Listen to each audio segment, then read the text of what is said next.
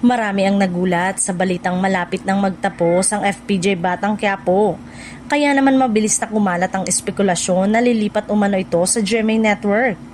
Ayon sa mga usap-usapan sa online media, sinasabing tapos na raw ang kontrata ng ABS-CBN sa FPJ Properties kaya posibleng magbago na ng network ang serye. Gayunpaman, wala pang inilalabas na opisyal na pahayag na nagpapatunay na lilipat nga ang programa sa ibang estasyon.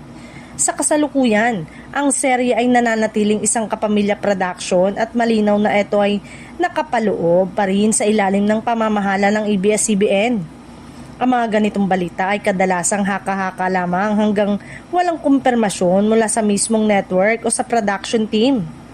Ang Batang Quiapo ay inspirasyon mula sa pelikula ng yumaong King of Philippine movie na si Fernando Poe Jr. at kasalukuyang pinagbibidahan ni Coco Martin.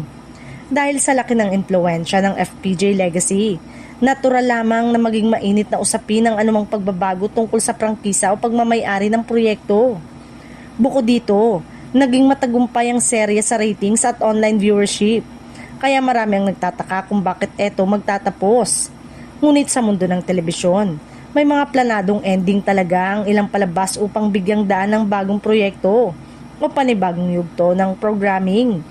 Hindi nangangahulugang may isyung legal o network transfer agad kapag may pagtatapos na inanunsyo. Mahalagang tandaan na ang pagtatapos ng isang kontrata ay hindi otomatikong nangangahulugan ng paglipat sa kalabang network. Maraming aspeto ang isinasaalang-alang gaya ng production rights, distribution agreement at creative direction. Hanggat walang opisyal na kumpirmasyon, mananatiling espekulasyon lamang ang balitang lilipat ito sa GMA.